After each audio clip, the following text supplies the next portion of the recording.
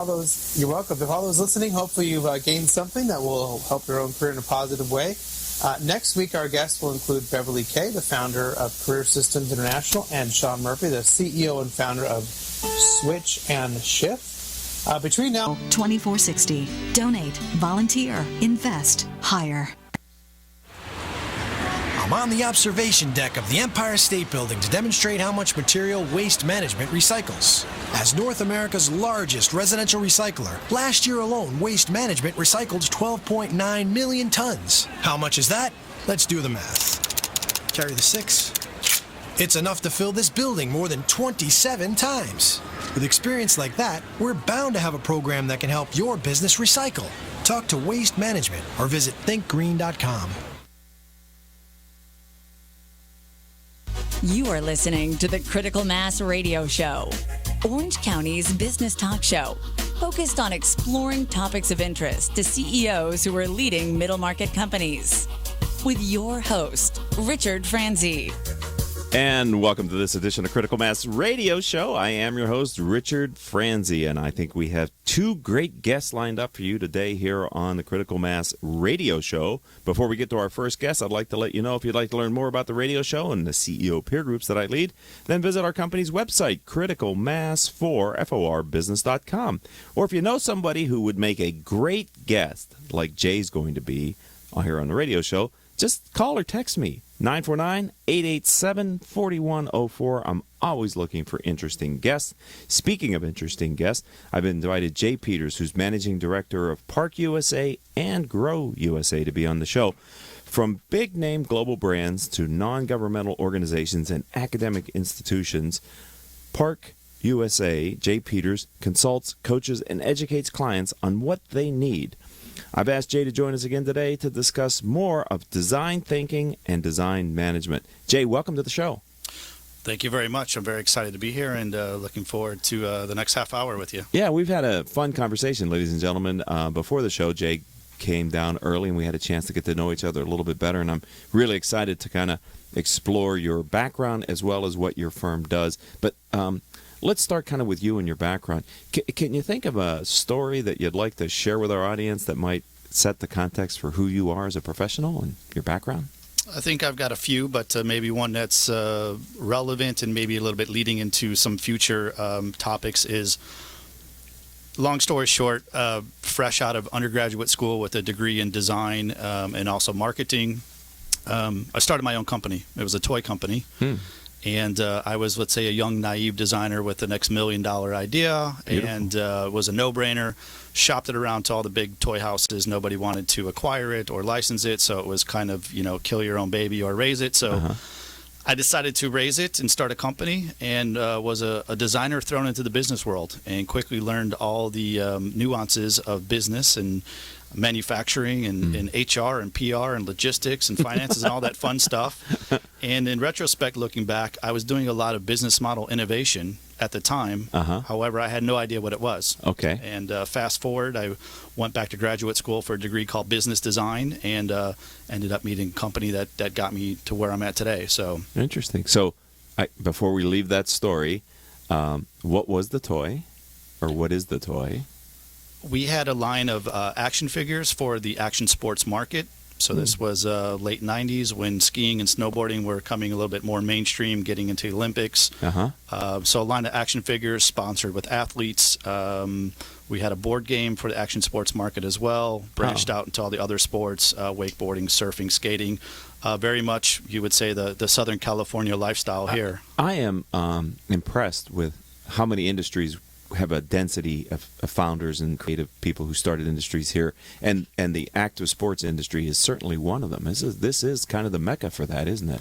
Southern California. Absolutely. At the time, I was actually living in Tahoe, so this was Northern California, the distant neighbor. But I think California in general is the startup scene, very entrepreneurial, very progressive. So that kind of catapulted my, I would say, entrepreneurial spirit. Can I ask how that company ended, or how did it finish with your tenure with it?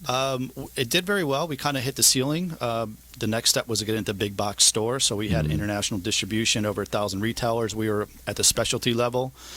It was doing very well. Me, who I am personally, I got a little bit I'm gonna say bored. I was looking for new I challenges. knew you were going to say that word. So When you said entrepreneur earlier, I figured boredom. So I grew it to let's say I raised my baby to a nice teenager, and then decided to walk away and look for the next romance. And Interesting you use those terms. Brian Smith, who is the founder of UGG's US, UGG Brands US, brought UGG to the United States. He wrote a book on his experience in building that brand, and he refers to companies as stages of human evolution. I mean, starting as a baby and then adolescent, etc. So you use similar terms. So. Absolutely. All right. Well, we're talking with Jay Peters. He's now managing director for Park USA and Grow USA. So tell me what you're doing today, what your firm delivers. Why do people hire you, do business with you, and what is it you do for them? So we're very specialized, very exclusive. I use the word boutique, being specialized, but also small. We're a small consultancy, and we also have a sister company in professional education in the same area that we consult in. And try and keep it very simple and straightforward. We consult and help our clients deliver more design value. And those are two keywords, design and value. So when I say design, there's design as an output that everybody thinks of. Everything needs to be designed. The artifact, the output, so tennis shoes, toys, technology. You think of a physical thing. A physical thing, or possibly a service if you think of banking and finance and software solutions and all that. So everything needs to be designed. But we're about the approach to design. So the process, the tools, the organization, the people, the strategy, everything that's needed to do the design work, but we don't do the design work. Okay. And when we talk about value, design can do a lot. We know that now with design-centric companies, the Google, the Apple, the Dysons, the Ikeas. Value can do a lot with revenue, so increasing revenue, selling more of the same, selling the same for more money, but also decreasing costs, production costs, marketing costs. Can it also differentiate the brand? Absolutely. Because when you use those names, I'm thinking those are all differentiated brands in their space. Yeah, and it's very interesting because design and brand are very much connected. Okay. So design does a lot for brand awareness, brand positioning, brand loyalty, things like that. Also for innovation and technology, so more innovation, more IP, faster time to market. Things around social change as well. Companies want to be more creative, whatever that means for them. Right. So this is all in the wheelhouse of design, design-led innovation. It seems like that space has experienced rapid change, technology possibly, influences of the age demographics, but it just feels like to me that challenge of creating state-of-the-art design principles and practices is probably evolving very quickly right now. Am I correct? Or? You're spot on correct. Okay. It is very dynamic. It's very robust right now. It's changing. It's increasing its scope of responsibilities and contributions to the business. If you look at a lot of these large Fortune 500s, you see the rise of the chief design officer. So now design has a seat at the table. So next to the CFO, COO, et cetera, is sitting the CDO. So talking about design on a very, very top-line strategic level. Has Apple and have they influenced the culture of design beyond the industries that they're in? Absolutely. Okay. So there's a joke in the industry in design where everybody wants to be the next Apple and design me the next iPod, but nobody can be Apple. A lot of it has to do with culture. They don't understand that, and they're risk adverse, and they don't have, again, what we talk about, the process, the tools, the people, the strategy in place to do that. They just look at the output and say, make me one of those. Right. But it's not possible. That's why nobody can be Apple. Right. And Apple's kind of struggling to be Apple too in some ways. From a consumer's perspective, it seems to me since Steve Jobs passed away, the innovation coming out of Apple hasn't been at the same rate. And maybe it's coincidence, but it just feels like we haven't seen a breakthrough product yet from them post him. I would agree. And what we talk about is design leadership, design management, and design leadership. And I think that's a good case. Jobs wasn't, let's say, a designer by trade, but he was a great design leader. And he really had that design, respect and positioning for the company. Right. And so I don't say that they don't have design leadership, but their previous leader is not there. And you see design kind of going a little bit array and getting a little bit spread thin. So okay. Well, our first block is over, Jay Peters. We're going to take a short break, ladies and gentlemen. For those of you that listen regularly, you know this is a short break. So if you're listening to the stream live on octalkradio.net, no need to go anywhere. Trust me, we're going to be back just like that. For those of you that are listening to us as a podcast on iTunes or Stitcher or one of the other platforms, hang around. The next 60 seconds is value-packed content because it's probably mention about one of the products or services that Rick Franzi and Critical Mass offer. So I'd like it and appreciate it if you would listen to the commercial, and we'll be right back. All right. Richard Franzi is the author of 2 popular business books for CEOs. His first book, Critical Mass, The 10 Explosive Powers of CEO Peer Groups, was the first book ever written on the secret value of CEO peer groups. His second book, now with newly updated information, is Critical Mass, The Power of CEO Guiding Principles. Richard's books contain powerful information to help CEOs running middle market companies gain valuable insight to improve their decision-making skills. Richard's books are available as paperbacks or Kindle versions from Amazon.com. To find them, type Richard Franzi in the search box. Welcome back to this edition of Critical Mass Radio Show. I am your host, Richard Franzi. All of our shows can be heard anytime on iTunes, Stitcher, Spreaker.com, several hundred former guest websites whose CEOs have appeared on our show. And, since we started in 2009, our show has reached several 100,000 listeners through the live stream on octalkradio.net and the podcast platforms. Simply type in these 4 words in your favorite podcasting service to find our show. Those 4 words are Critical Mass Radio Show. Critical Mass Radio Show, and you will receive our weekly shows chock full of great information with wonderful and interesting guests like our first guest today, Jay Peters, who is the managing director of both Park USA and Grow USA. You know, Jay, we had a really fun and interesting conversation. I think we're just scratching the surface on design. And what we had talked about before we went on the air is that, I keep thinking design, product, design, software, but you're talking about process design, and can you share with our audience a bit about the kind of work that you do with companies that is in that area of design, not product and not software?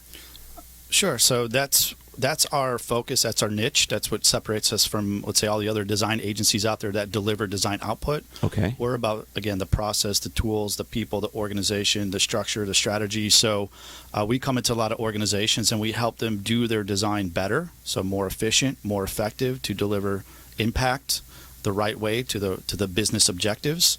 And we do this for a lot of our clients. So we set up their internal operations. I kind of kid that we do the non-sexy side of design, so designers can make sexy things. Okay. And that's kind of our position. So designers don't usually like to have too much of a regimen. Right. People think they want to be, kind of this freewheeling, but they understand that a process will help them do their job better. Especially faster. if it's collaborative design, I would think. Absolutely. I mean, when you have more than one person, which most major companies, right, they have a team of innovative people working on this, but they've got to be able to collaborate effectively. Absolutely. So it's about collaboration, and your listeners probably can relate to multidisciplinary. So it's not just about design; it's about bringing in those other internal stakeholders. So collaborating with marketing, R&D, logistics, whoever, but also outside collaboration. So bringing in those consumers or lead users to get that, whether insight or validation through the process to make sure what they're delivering is going to deliver the most impact into that to the strategic intent it was supposed to. So this is a tangential question, and it may be not fair. Stop me if it's not. I would think that part of building a robust design process is ensuring that the people who have to be a part of the process but aren't at the core of the innovation and design, some of the departments that you mentioned, whether they be accounting, marketing, sales, don't negatively impact the innovation that happens inside the design, but yet get fed the kind of information that they need to be a collaborative member of the team. Does that make sense? I mean, how do you bring in those non-innovative people to not harm the innovation? So it's really about process and governance. Okay. So having the governance structure behind that process, so who's involved when. So really having a clear roles and responsibilities. Not everyone needs to be involved at certain times, right. But they should be somewhat part of the process, whether it's at the beginning, middle, or an end, or throughout. In the way that we work is we're management consultants, but we're designers by background. So when we come into a client, we use some design methodologies to develop that process for example, co-creation. So we bring in those multidisciplinary stakeholders to develop their process with them, not for them. A lot of iterations, a lot of transparency through the organization, piloting, refining, prototyping, and then we finally roll it out. So by the time it's rolled out to the organization, people know it. They're championing behind it. They were involved, and we know it's going to work because it was co-created from the beginning. Do people call you in because they're not getting the innovation and design that they had hoped, or because they want to try something different? I mean, how do you get into, because the kind of firms you do business with are these very large, multinational, recognized brands. Sure. How do you get a foothold in there to help them? So there's usually two types of engagements, or let's say client calls that we get. One is the burning platform. Things aren't going well, and they need to change quick, and they know it. They're getting killed by the market or technology or innovation. So they know they need to change, and they're open to changes. And they look at some of our other client success and case studies and say, we need help in those regards. Or we have clients that are the market leaders, and they have the number one position, but they know that in order to stay there, they have to keep evolving, because when you're on top, there's only one place to go. And everybody's gunning Right. for you too, right? And so those organizations are smart, and they know that what they have, they can't rest on their laurels much longer. So they're about continuous improvement as well. So it may not be a new process, but refining it, integrating it with others, becoming more agile, things like that. Are you finding with more and more of the millennials coming into the workforce, is that driving any process change or recognition on collaboration? Is there anything happening because of the nature of the workforce changing as well?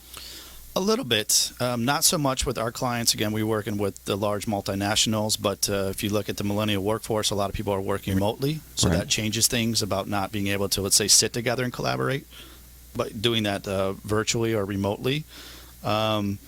And different types of expertise. So you're able to kind of cherry pick and bring in those certain expertise as needed throughout a process to get those insights. So when you're working with your large clients, I assume they have global teams, which in and of itself is an opportunity and a challenge for collaboration, right? Absolutely.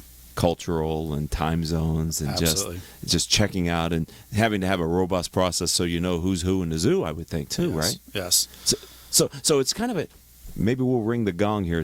Let me see if what I say makes sense. You tell me that it's really important to have a robust process that allows for innovation, is what I'm hearing from you. Maybe I'll change the word robust. Okay. Effective, yes. Okay. May not need to be robust. It Okay. might be some streamlined and a little bit more simple, but you need to have a professional developed process in place. Good design doesn't happen by chance. Okay. Can we ring the gong on that one? Say that again.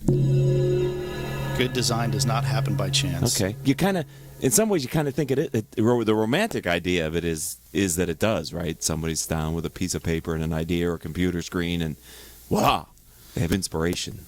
I think that's, let's say, the common perception. The designers are creative, and they work in a black box, and they sprinkle fairy dust, and out comes great design. Magic. But when Yes. you're a professional designer, it's a profession just like everything else that has process, tools, governance, business responsibilities, and those are all pieces of the puzzle that need to be taken into consideration to deliver effective design. So I know you're working with B2B and B2C large multinational companies. Our audience is made up predominantly of business owners and CEOs of middle market companies.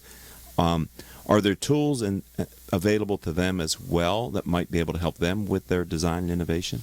Absolutely. So we work with larger clients because that's our focus and our position, and we're fortunate enough to do that, to work with the market leaders and number two, their competitors. But we also work with, let's say, more mid-cap companies in specialty areas. And for us, it's the same. Every company needs design and innovation best practices to deliver great output, whatever that is. And process, tools, a briefing is very important, that the developers, whether it's design, innovation, agency partners, have the right brief at the right time to do the right job. A lot of people overlook something as simple as that and just start running off. And, we always say slow start, fast finish. Okay. Yes. All right. Well, we only have a few minutes left here, and I'm sorry, we're talking with Jay Peters, and he is many things. Two of them are managing director for both Park USA and Grow USA. I wanted to ask you about the Grow program. What is it for, and what does it focus on? So Grow is our professional education business. Long story short, we know that there's a gap in the marketplace for designers that really understand professional design. We have an academic background in design, a craftsman, a trade to do design, but we're not taught business. So Grow was born by a request from our clients to professionally train their internal designers. It was actually brought to us by Lego, one of our long-term clients. So Lego wanted to professionalize their education. Fortunately, they don't have a lot of turnover, so when they can get people to move to middle of Denmark to work for them, they keep them, but they have to accelerate their career path and give them a reason to stay. So we train professional designers or engineers or developers, could be brand managers, to more effectively, more efficiently manage design management, and ultimately design leadership. Mm-hmm. Is this organic IP that your company has developed? Do you bring best practices from a different platforms? What is it that they experience? So they experience basically the insights that we do in our consultancy. So 90% of the time we're in companies working on these challenges, real world challenges. Then we come into a learning environment to teach them what we do. So perfect. It is a lot of proprietary IP. About 80% is what we do in our consultancy. 20-30% is public domain. Some case studies from maybe Harvard Business Review or Fast Company. But what's interesting is we facilitate these groups because these are also working professionals with anywhere from 5 to 25 years experience. So they have a lot to add and share their challenges and insights.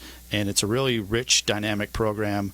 It's delivered on multimedia, so it facilitates distance learning. It's a combination between live lessons, remote lessons, and it's one of the most important things is application-based. So it's not theory. It's not academia. We come in and we inspire and educate, but then they have to apply the learnings in an assignment in their daily role. So they already take those learnings and bring return on investment value back to the organization through this program. So could middle market companies take advantage of this platform as well? Absolutely. Okay, so this is a service that is offered to the middle market companies here in North America. Absolutely. Oh, great. So we're almost out of time. My engineer's giving me the sign. Just a few minutes. What if someone wants to learn more about what we just talked about, or about the actual practice of what you do for clients? How do they find you online, Jay? What website should they go to learn more? The best way to find us is online at empowering.design. That's our umbrella brand that will take you to our 3 services. We have actually 3 services that we do: consultancy, education, and let's say a mastermind networking group. Great. So that will take you to the overview where you can find those individual websites and take you deeper into those services. This show's all about the power of peer learning, and what we're just ending on here sounds to me to be a really powerful way for people to benefit from your direct coaching with what you've done. Now, ladies and gentlemen, you may not know because we talked about it before we were on the air, but Jay spent a number of years in Europe, working in Europe and getting educated in Europe. Of all the places that you were there, where was the best food, in your opinion? Best food. Where did you enjoy eating? Because it sounds like there's such rich, different diets that you could just... There is, and it maybe sounds a little obvious or cliche, but I'm part Italian, so you can't go wrong with the food in Italy, the fresh food, but there's some other little hidden gems in Europe as well. How about, I don't know if you drink beer and wine? I do, and I spend a lot of time in Belgium, so if you love beer, Belgium is the place to go. I'd ring the gong on that one, ladies and gentlemen, and that's going to do it for this segment of Critical Mass Radio Show. Jay, thank you for being an interesting guest. Welcome to the Critical Mass community, and thanks for being a friend of the program today. Absolutely. Thanks so much for the time, and it was my pleasure. All right. Well, we're going to wrap it up then, ladies and gentlemen. I'd like to thank our engineer for today's show, Paul Roberts. Our producers are Joan Park, Crystal Nunley, and Haley Stern. And I'm your host, Richard Franzi. If you'd like to learn more about this radio show and podcast or the CEO peer groups that I chair, please visit my company's website, criticalmass4business.com. And until our next show, I hope all of your business decisions will move your company in a positive direction.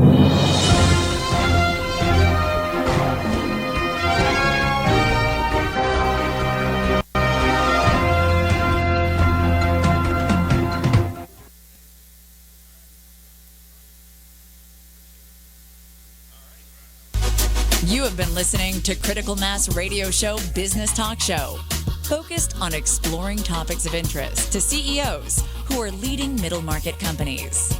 With your host, Richard Franzi.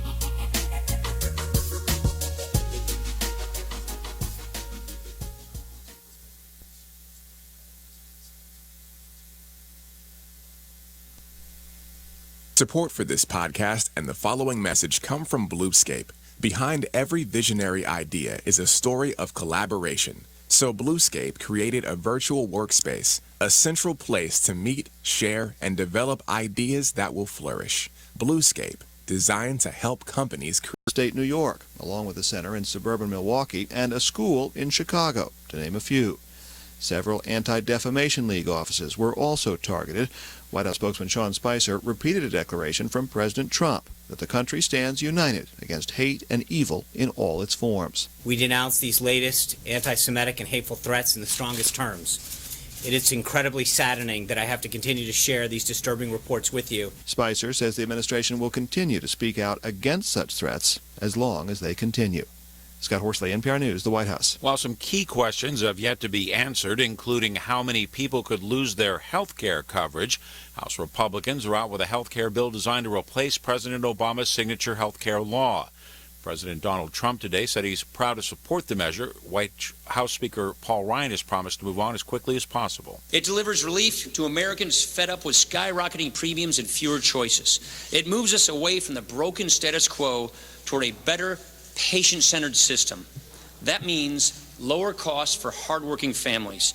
It means more choices and competition so that you can buy the plan that you need and that you can afford. However, Ohio Governor John Kasich says phasing out Medicaid coverage without a viable alternative is counterproductive and risky. Kasich has said he favors replacing the Affordable Care Act with more conservative market-driven reforms. At least 4 people were killed, dozens others injured after a CSX train struck a charter bus on the Mississippi Gulf Coast today.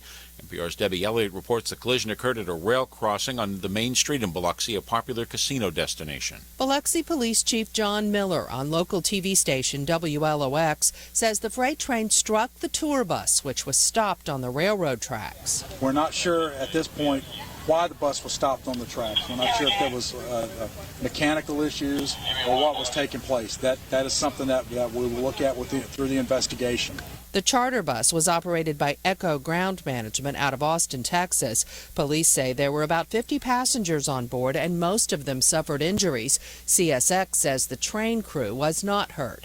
This Biloxi Railroad crossing is the same spot where a soft drink delivery truck got stuck on the steep tracks and was hit by a freight train in January. No one was hurt then. Debbie Elliott, NPR News. U.S. financial markets were broadly lower today. The Dow was down 29 points at 20,924. The NASDAQ closed down 15 points today. You're listening to NPR. The U.S. Embassy in Nigeria says there is no need for residents of that country to cancel travel plans they might have had to the U.S. and says suggestions of any policy change affecting Nigerians are incorrect. The spokesman was responding to a request for comment by the Associated Press after a Nigerian government statement on Monday that said some Nigerians with multiple entry U.S. visas had been barred and put on the next plane home. Nigeria is not part of the Trump administration's travel ban. A Chinese cell phone maker is admitting to illegally selling equipment to Iran and North Korea. As NPR's Chris Arnold explains, the U.S. Commerce Department today announced a nearly $1 billion penalty in the case. The company called ZTE was putting U.S.-made technology into products and selling them to North Korea and Iran. That was illegal because of sanctions. On top of that, U.S. Commerce Secretary Wilbur Ross says the company engaged in a scheme to evade detection by the U.S. ZTE's most senior managers lied to, obstructed, and misled investigators for years, only acknowledging the truth starting in March 2016 when we caught them red-handed. The penalty and criminal plea still need approval from a federal judge. Chris Arnold, NPR News. Uber CEO Travis Kalanick apparently is looking to get a little help. The embattled head of the ride-hailing company Uber announcing today his firm will hire a chief operating officer who can, in his words, partner with him to write the next chapter for the company. I'm Jack Spear, NPR News, in Washington. He used to pester me for a walk. Now it's the other way around. Hoag Physicians perform more orthopedic procedures than any other hospital in Orange County. Our orthopedic program, in fact, ranks among the top 5 in the entire country. So whatever it is you live for, you can get back to it sooner. Because as it turns out, the best part of life is simply living it. Hogue for Life. Visit us at www.hogue.org. I'm on the observation deck of the Empire State Building to demonstrate how much material Waste Management recycles. As North America's largest residential recycler, last year alone, Waste Management recycled 12.9 million tons. How much is that? Let's do the math. Carry the 6. It's enough to fill this building more than 27 times. With experience like that, we're bound to have a program that can help your business recycle. Talk to Waste Management or visit thinkgreen.com.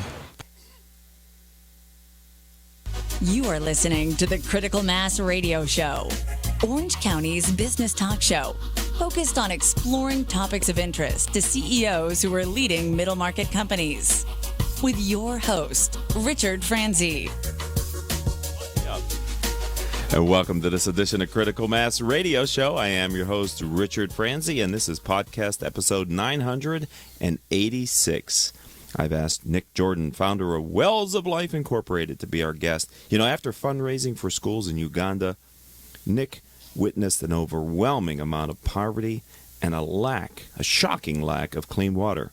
He is now committed to bringing clean water to hundreds of communities in need. I've asked him to join us today to tell us more about the organization's second Run for Water event that's luckily happening, if you're listening to us on the live stream, later next month in April. We love reviews of our show on your favorite podcasting platform. This is a great way for others to find the program. You know, since we started our show in 2009, we've reached several 100,000 listeners with our podcasts and our live streams. So, Nick, let's start by learning a little bit about you. Can you tell us kind of a story about your background and just help us get context for who you are? I certainly can. Well, I'm an immigrant, or as they say, I'm an import, all the way from Ireland. In 1986, I said goodbye to the Irish weather and arrived in California to seek fame and fortune. And as luck and a little bit of faith and my mother's prayers would have it, I became a real estate agent in 1993. A little bit of a slow start because I had to try a few other professions first, but that became my chosen profession. So, why did you leave? Was it the Emerald Isle? Why did you leave Ireland to come to Southern California, Nick? Well, it was a series of things called TV programs. You really portray this beautiful life, the beautiful ladies, the sunshine, the streets paved to gold, Beverly Hills. Everything that I heard was what beckoned. And the Irish weather finally got just a little bit too difficult to endure. So all of that. All right. And did you come to Orange County? Because we're in Orange County now. Or did you come to Los Angeles when you first relocated? Well, it's always a good idea to get the story straight. And so I actually came to Houston, Texas. Simply because our family used to watch the soap Dallas. And it was a short pit stop. I did not find JR and I didn't find work. And I was fortunate to know the O'Connor family from the mortuary business. And they actually allowed me to find my bearings and get my feet planted on the ground in Laguna Hills. Okay. I love Laguna Hills. I lived in Laguna Hills for a number of years before moving out of there. So tell me a little bit about your organization.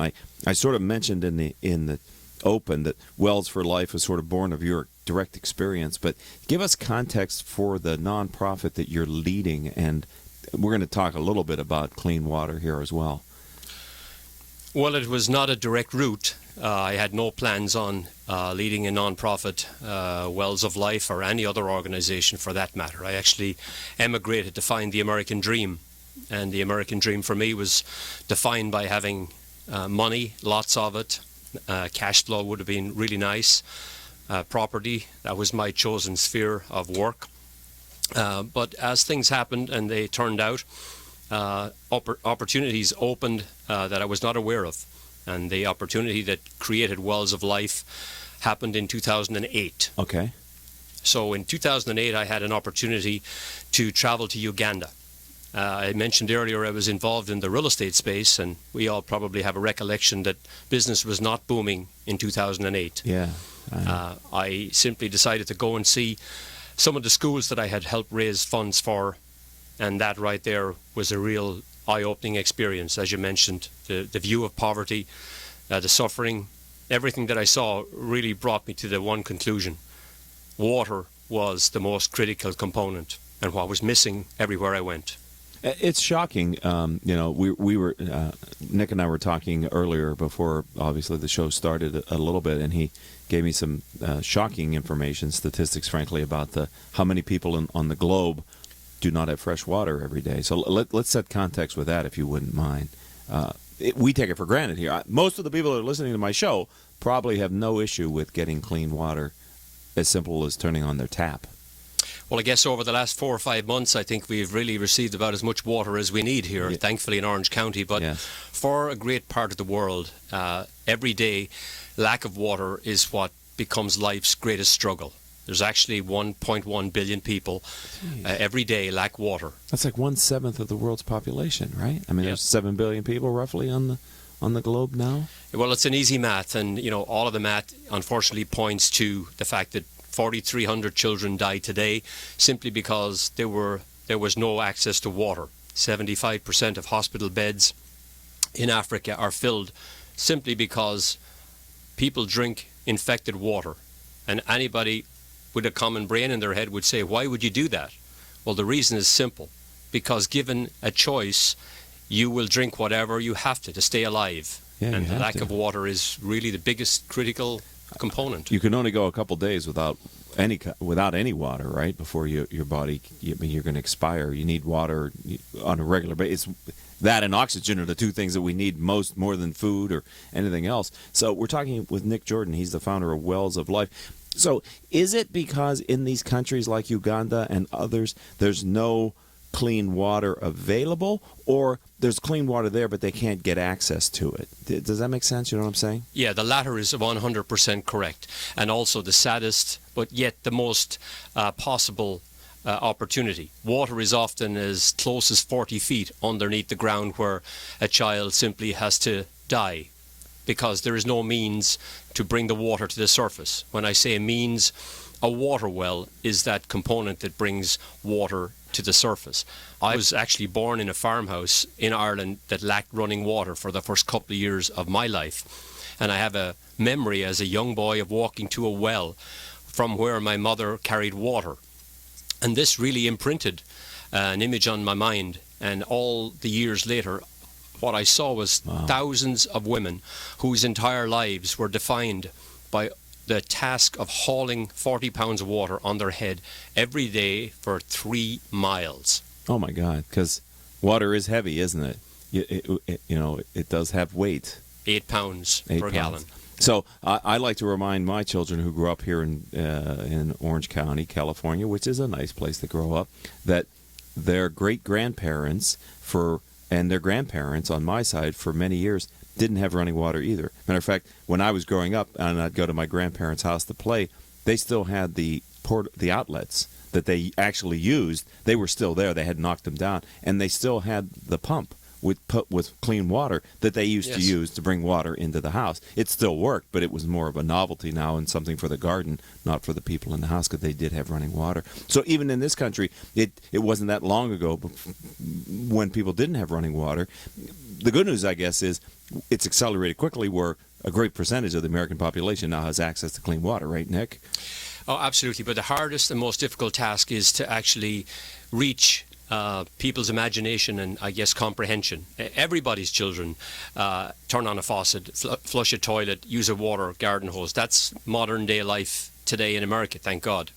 But for the most part, if we can connect our minds and our consciousness to the fact that providing water is the most measurable way of loving our fellow man, of serving those that are our brothers and sisters in Uganda or Africa or any country for that matter. And I would also add, the easiest thing to do, for $6, we can save one life by simply providing water for up to 25 years. Now, there's a lot of problems we can't do much about today, but this is one problem that I truly believe that we can solve in a decade.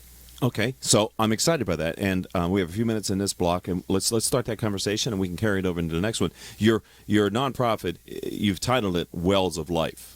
So obviously, part of the solution that you've identified is being able to reach that water that's so close but yet so far. So what is the process of bringing a well to either a community or to a village? I mean, how does that happen in these countries? It's a very straightforward process, and it goes as follows. We have a hydrologist. He tells the drilling crew, drill here. We have a machine. It drills within a matter of 3 to 4 days. Water is brought to the surface. A hand pump is installed. We have a celebration, and you see you see the most amount of joy you can possibly ever witness on this earth when mothers, their children, their families gather around a well that has been donated by a donor, more than likely here in Orange County, a family, a school, a church, a business, a radio show. People explode with joy because it is unconditional love. This family, this community knows that you have actually saved their entire life and their community. So when you put that well in the ground, how many people can it serve? 1,000 people on average draw water from one of our wells. 1,000 people.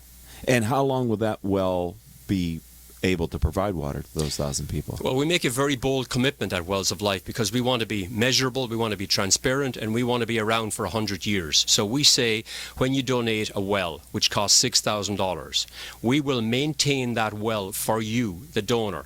We will tell you on an annual basis how your well is doing because it's not just a one-time donation. Our commitment as a faith-based organization is to instill in our kids, our future generation, the belief that serving others is the greatest way to live. So we also see a benefit to the families and to those that provide the funds here. Because I had the greatest realization in my life when I traveled to Uganda. Being a hardened real estate professional, having had a plan to retire at 50, having all of the business lined up to where I would not ever have to work again and live from cash flow. I was not prepared for what would happen to my own life when I went to Uganda. And that right there gave me something that I could never have found in Orange County real estate. Wow, that is powerful. All right, we're going to take our first and only short break. Really short. If you're listening to us on the live stream or watching us on Facebook, don't go anywhere. It's one simple message about one of the products or services that Critical Mass for Business does. And then we're going to come back and we're going to continue this conversation with Nick Jordan, founder of Wells of Life. We'll be back right after this word from me.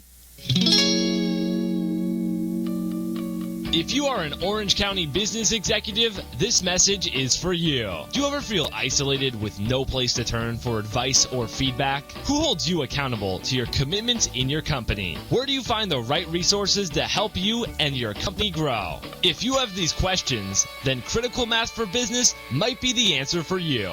Critical Mass for Business is committed to helping you make better decisions. These are groups of peers running businesses just like you, providing a great sounding board to test ideas and concepts, review plans and goals, and present issues and opportunities for discussion. The result is improved strategy, accountability, people, and execution skills. If you are interested in learning more, go to www.criticalmassforbusiness.com and learn more about our executive peer group.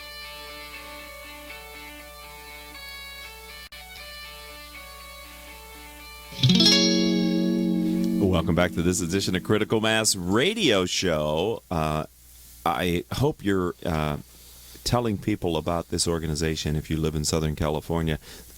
Wells of Life Incorporated and its founder, Nick Jordan. We were just talking offline about some of the work that he's and the difference that his organization is making in Africa and in Uganda in particular. And I was excited.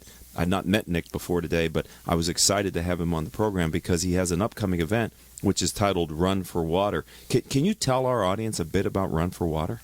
I absolutely would love to. But just one or two sentences before I do that, I would like to simply say that Wells of Life is so much more than the founder. We have been really fortunate to attract some of the greatest individuals in Orange County to be part of our advisory board. And I would just love to share that people like Professor David Feldman from UCI, Pete Callahan, who is our president, Greg Weiler, Michelle Jordan, David Linsmeyer, etc. These are incredible people that every day are working and supporting Wells of Life and bringing us to a point where I believe we're going to be the number one or number two charity in Orange County in the next decade. Wow. Okay, thank you for doing that. That was sorry I didn't ask about them. But so can we talk about Run for Water? Yes. Now to get on to Run for Water. 3 years ago, my wife, Michelle Jordan, decided that she would love to have our families come out and for one Sunday do something that mothers across Uganda do 365 days a year, which was carry water, 40 pounds of it on their head. So she challenged all of us, men especially, to get out on a track, put on our shoes, and actually carry a jerry can that had 40 pounds of water. Wow. And I can only say, without telling on anybody, that we failed miserably. We really were unable for the challenge. I would think. So last year we decided to have our first inaugural Run for Water in the beautiful Laguna Niguel Regional Park. And we had a spectacular Sunday. We had 600 people running, walking. We had people in wheelchairs. One of my favorite people, most inspiring people, Renee Bondi, actually led our event.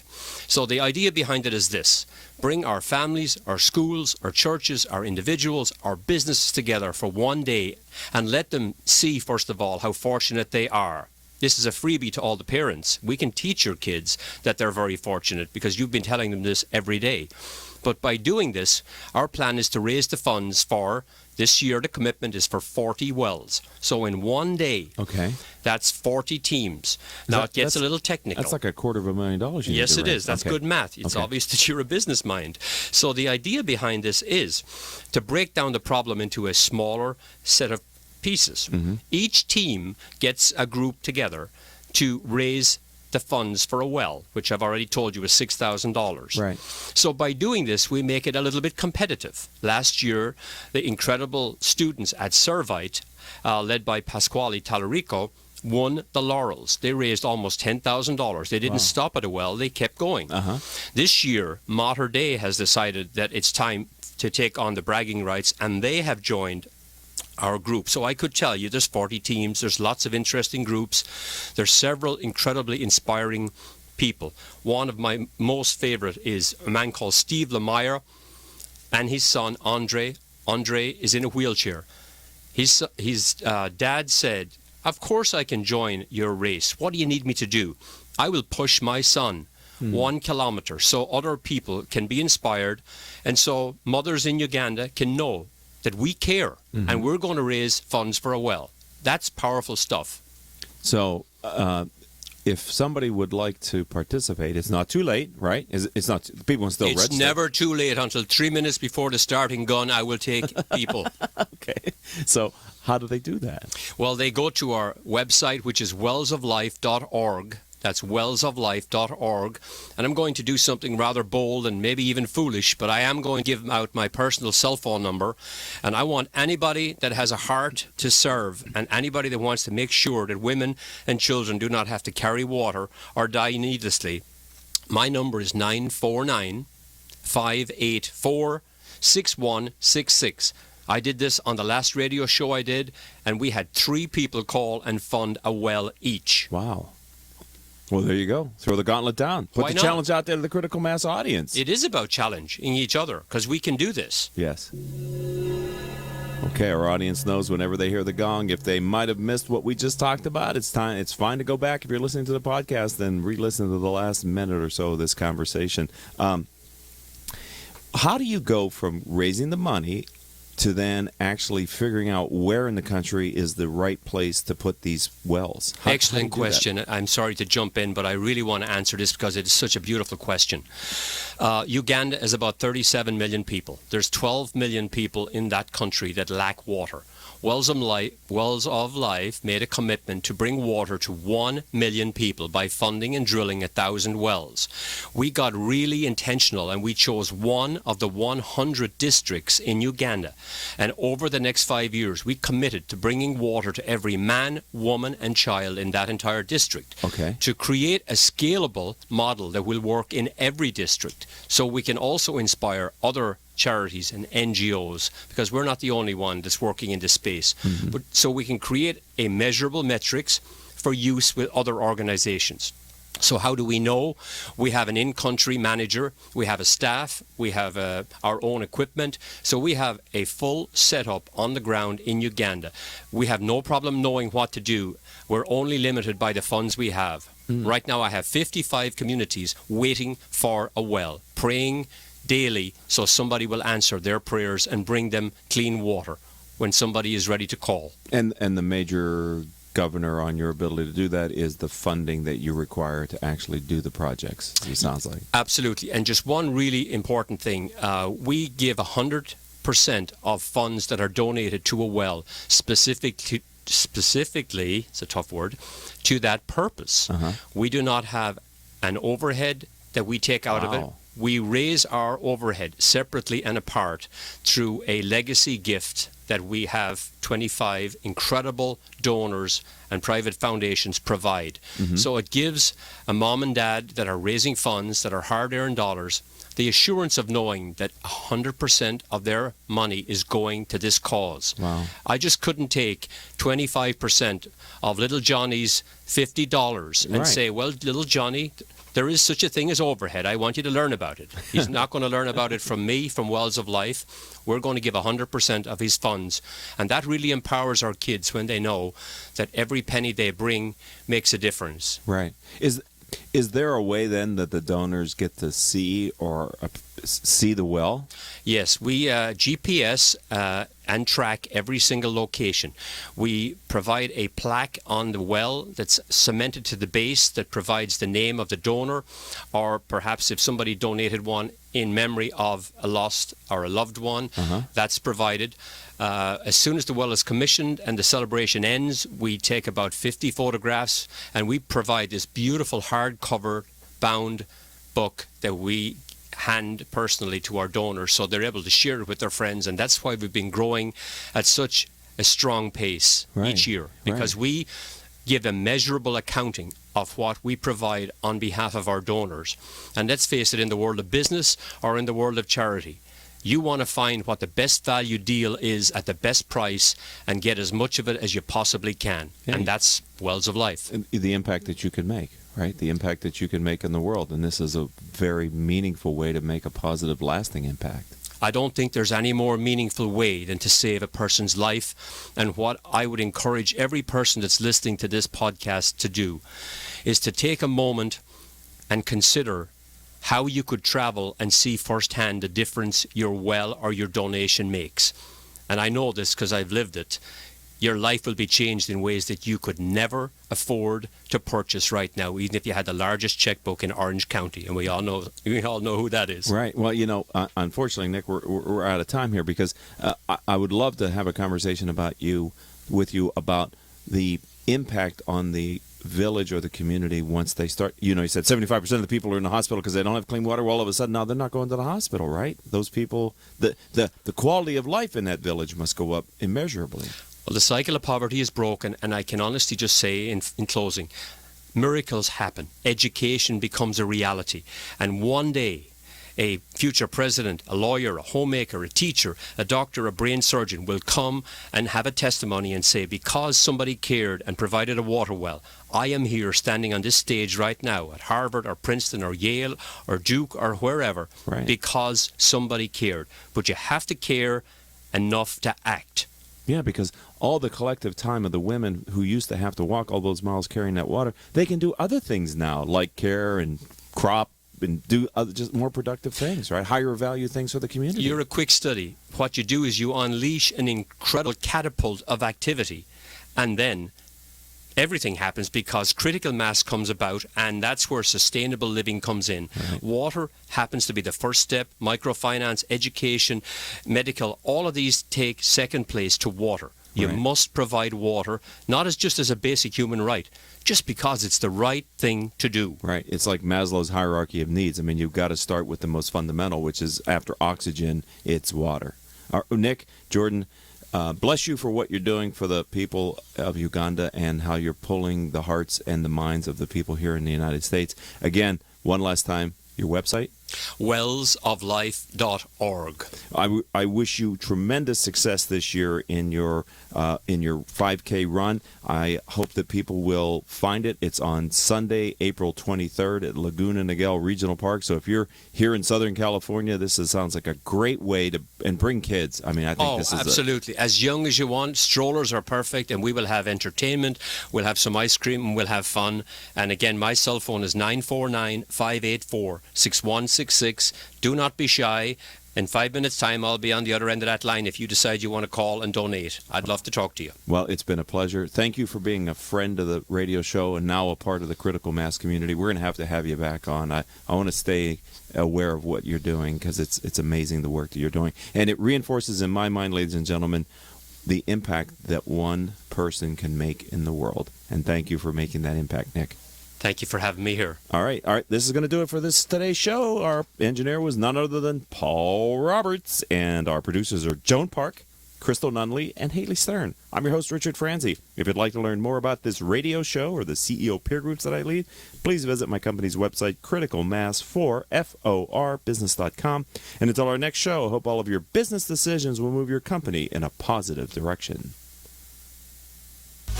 You have been listening to Critical Mass Radio Show Business Talk Show, focused on exploring topics of interest to CEOs who are leading middle market companies. With your host, Richard Franzi.